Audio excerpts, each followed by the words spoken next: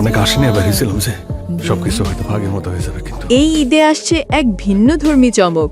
জনপ্রিয় অভিনেতা আফরান নিশো এবার হাজির হচ্ছেন এক সার্ভাইভাল থ্রিলার সিনেমা নিয়ে। নাম তার দম। সম্প্রতি নিশো পাড়ি জমিয়েছেন কাজাখস্তানের এক দুর্গম বরফাচ্ছন্ন এলাকায়, যেখানে চলছে দমের শুটিং। সঙ্গে আছেন নির্মাতা রেদওয়ান রনি, প্রযোজক শাহরিয়ার শাকিল, আর্ট ডিরেক্টর শহীদুল ইসলাম, আরও অনেকে। সিনেমাটি পরিচালনা করছেন রেদওয়ান রনি, যিনি বহুদিন পর আবার ফিরেছেন পরিচালনায়, এবং এই ফেরা হতে যাচ্ছে ইতিহাস গড়া। আফরান নিশো এক সাক্ষাৎকারে জানান, এই চরিত্রটা আমার জন্য একটা বিশাল চ্যালেঞ্জ। জার্নিটা কষ্টদায়ক, পীড়ানায়ক এবং প্রচণ্ড স্ট্রাগল করতে হবে। তবে এই চরিত্রে আমি আমার পরিশ্রম, আবেগ সব ঢেলে দিচ্ছি।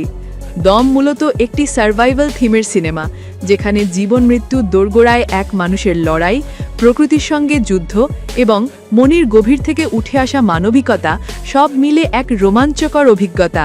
নিশোর ভাষায়, গল্পটি অসাধারণ। এই চরিত্রে নিজেকে আবিষ্ট করার মুহূর্তগুলো সত্যিই অনন্য। নির্মাতারা বলছেন, এই সিনেমা শুধু একটা গল্প না, এটা এক আবেগের, লড়াইয়ের, বাঁচার যাত্রা। আর নিশোর এই কঠোর পরিশ্রম, নিখুঁত অভিনয় দর্শককে নিয়ে যাবে এক নতুন দুনিয়ায়। এই ঈদুল ফিতরে বড় পর্দায় মুক্তি পাচ্ছে দম, যা হতে যাচ্ছে বাংলাদেশের সিনেমার জন্য এক নতুন মাইল ফলক।